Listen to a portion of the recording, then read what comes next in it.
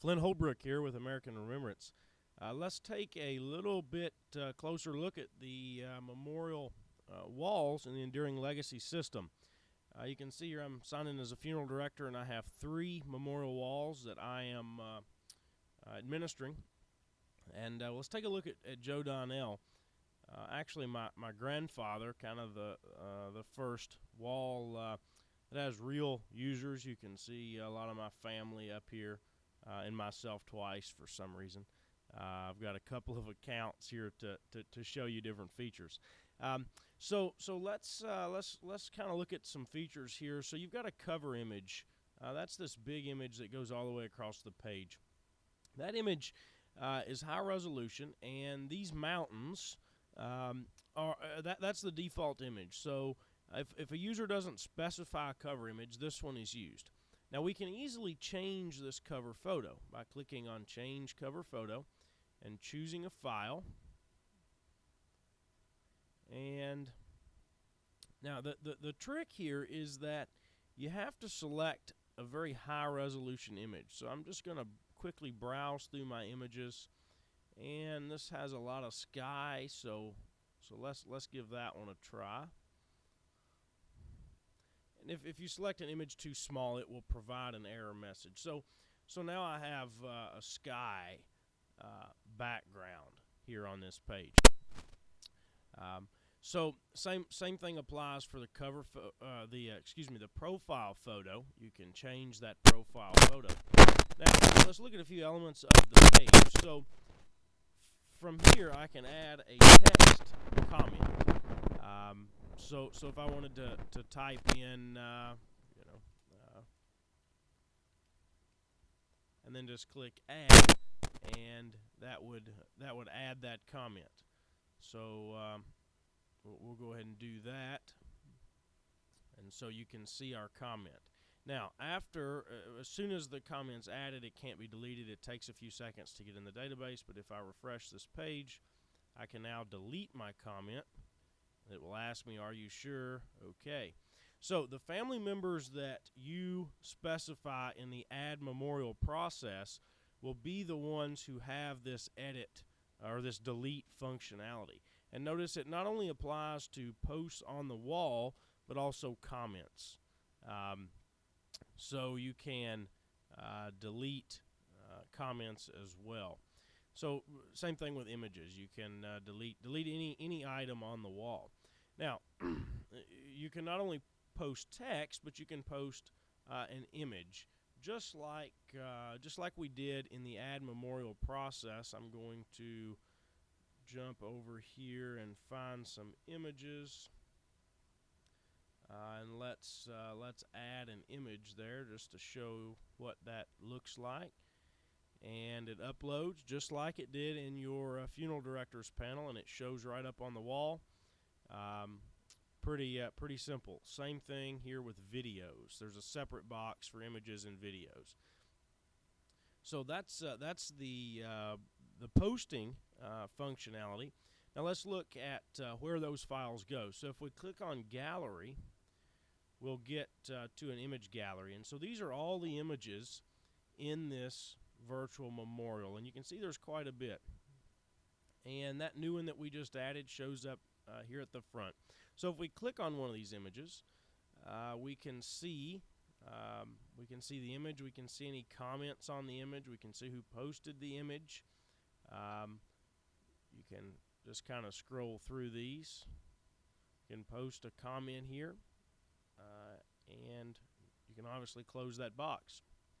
So that's the gallery functionality. It's pretty simple. It lets the user see all the comments or all the content in their virtual memorial. So here's the obituary. So the obituary is available on almost every page. And if we click on the obituary, we get a full obituary here. And since I'm privileged as an editor, I can edit this obituary right here on my screen, which we'll just leave that alone for now. So very simple functionality. Now this little branding block, very important if you're a funeral home director. You can see that it shows your name here as the funeral director. It also shows the name of your funeral home, your phone number. Your logo is a link to your website, so if you click on that, it's going to take you. I just made up a URL, so mine leads to nowhere. And this like and share is for your funeral home. So this is your funeral home's Facebook page. Of course, again, I just made up a funeral home Facebook page, but yours would load a picture and a brief description about your funeral home. And then last and not least, we have community here. And so if we click on community, we get a recommend box here. So you can recommend this to specific Facebook friends.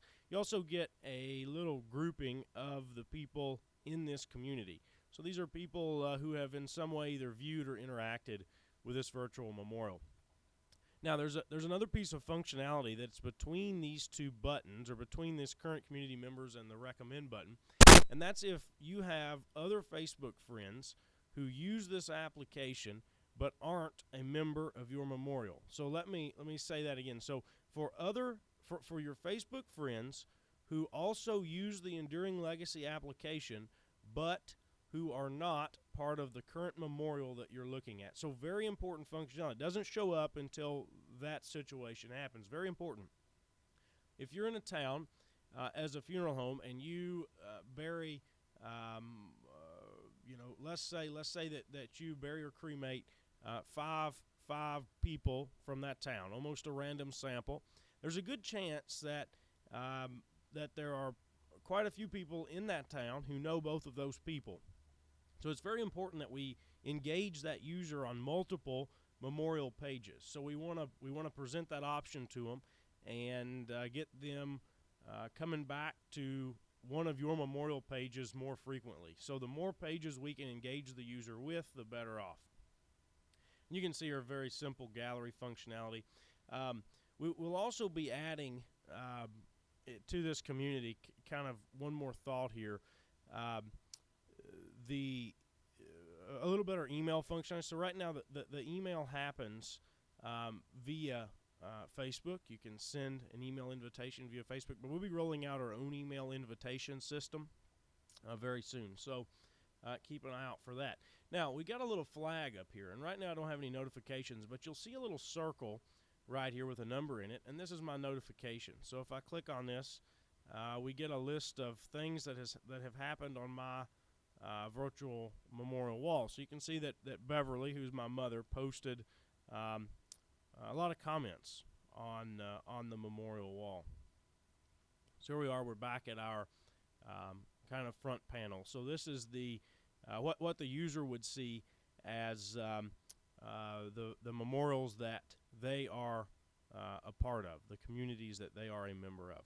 So that sums up most of the functionality on the memorial page for your customers.